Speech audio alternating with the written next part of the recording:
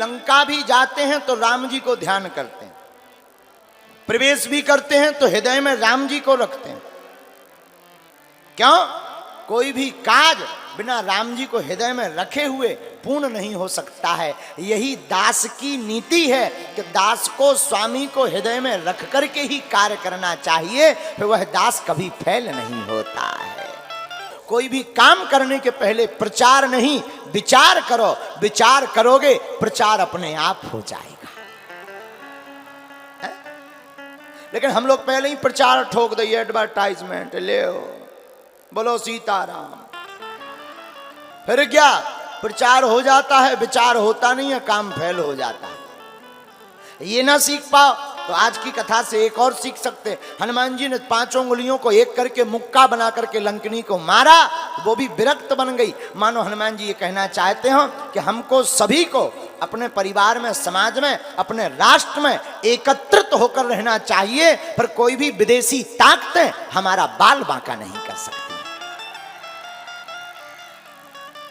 ये ना सीख पाओ तो आज की कथा से एक बात और सीखो। पूछो क्या?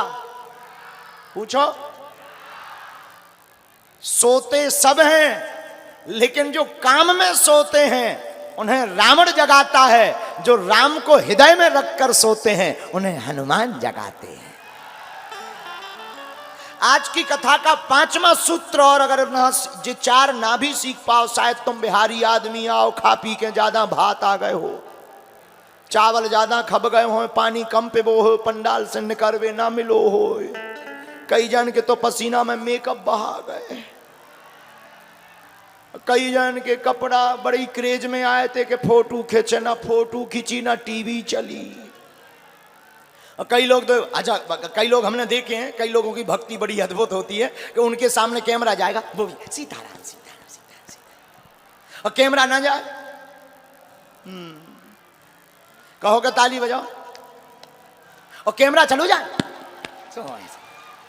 तो ऐसे भी होते हैं।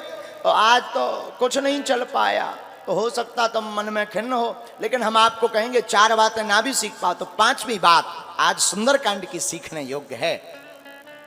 क्या?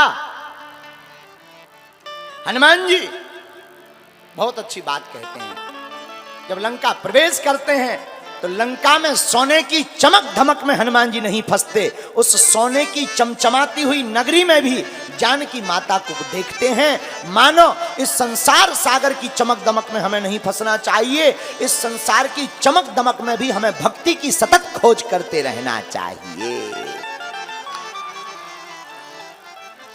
जो इन 5 में से एक भी सूत्र आज का स्वीकार कर लेगा उसे सुंदरकांड की महिमा समझ में आ जाएगी। सुंदरकांड इसलिए सुंदर है कि राम जी का बंदर भी सुंदर है।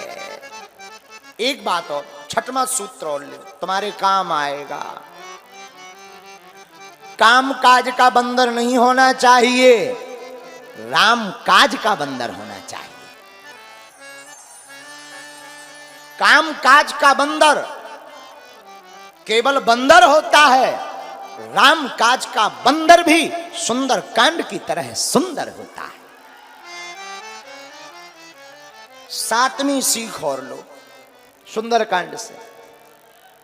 घर में संकट हो, ऊपरी बाधा हो, हनुमान जी की कृपा पानी हो, तो आप लोग शनिवार अथवा मंगलवार को लाल पटे के ऊपर, एक पटा के ऊपर लाल कपड़ा बिछाकर उस पर राम दरबार का चित्र रख के दीपक जलाकर आप प्रातः काल 9 बजे से 2 बजे तक अथवा रात्रि में, मध्य रात्रि में सुंदरकांड का पाठ राम जी को बुला करके सुनाइए। आपका घर भी, भवन भी सुंदर हो जाएगा। और जो आपको चाहिए उस चौपाई का संपुट लगा करके आप सुंदरकांड का पाठ करिए, तो आपको अप्राप्त वस्तु भी हनुमान जी की कृपा से प्राप्त हो जाएगी। लेकिन नियम पूर्वक। हम लोग क्या करते हैं, 3 मंगलवार तो पढ़ लेते, 4थे मंगलवार सो जाते हैं। बोलो सीताराम। फिर कहते गुरु जी हनुमान जी की कृपा नहीं हो रही है, ठटरी के बरे। कहां से हो जाए? हनुमान जी की कृपा तो तभी होगी जब सतत आप उनका ध्यान करोगे। तो सुंदर कांड का पाठ बड़ा ही ताकतवर है। और हम कहते हैं सुंदर कांड का पाठ ना भी कर पाओ तो आजकल तो मोबाइल चल गए, सुनो, नहीं सुन पा रहे तो सुंदर कांड की पुस्तक को प्रणाम भर करो और 5 दिन तक सुंदर कांड की कथा को सुनो। हमें भरोसा है आप लोगों को 5 दिन में